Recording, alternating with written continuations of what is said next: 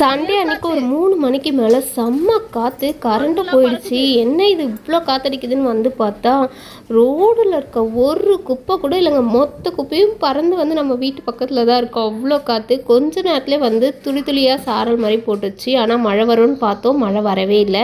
ஆனால் காற்று மட்டும் செம்ம காற்று. மரத்தில் இருந்த மொத்த எலுமிச்சை பழமும் கீழே கொட்டிடுச்சு.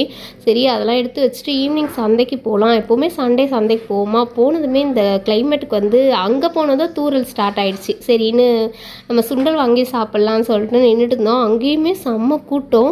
சரி, சுட சுட சுண்டலும் அதில் வடை போட்டு கொடுத்தாங்க. 25 ரூபா தான் ஒரு சுண்டல்.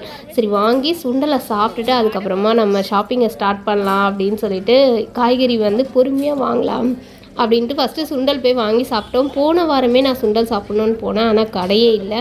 சரி, இந்த வாரம் பார்த்ததுமே ஃபஸ்ட்டே போய் சாப்பிட்டுட்டு வந்துடலாம், கொஞ்சம் வந்து கூட்டம் காலியாக இருக்குது, இதுக்கப்புறம் எல்லாம் போகும்போது தான் வாங்கிட்டு போவாங்க அப்படின்னு சொல்லிட்டு ஃபஸ்ட்டே நாங்கள் போயிட்டோம். அப்படியே சந்தையை சுற்றி பார்த்துட்டு, ஏன்னா இன்றைக்கி நிறைய கடை இல்லை, கிளைமேட் சரியில்லை, மழை வரும்னு சொல்லிட்டு நிறைய பேர் கடை போடலை. கடை வந்து அதுக்கப்புறமா போட்டவங்க கொஞ்சம் பேர் தான் போட்டிருந்தாங்க. நமக்கு காய் தேவைப்படும் சொல்லிட்டு நாங்கள் போயிட்டு இருந்த காய், கீரை, புதினா, கொத்தமல்லி எல்லாமே வாங்கிட்டு வந்துட்டோம். ஸோ இந்த வாரம் முழுக்க இந்த காய் வச்சு தான் நம்ம சந்தைக்கு போனது ரொம்ப நல்லதாக போச்சு. இல்லைனா காய்க்கு ரொம்ப மார்க்கெட் லீவுன்றதுனால இன்னைக்கு எல்லாமே ரேட் அதிகம். ஏன் லீவு? இது வருஷத்துல ஒரு நாள். பச்சை மிளகாய்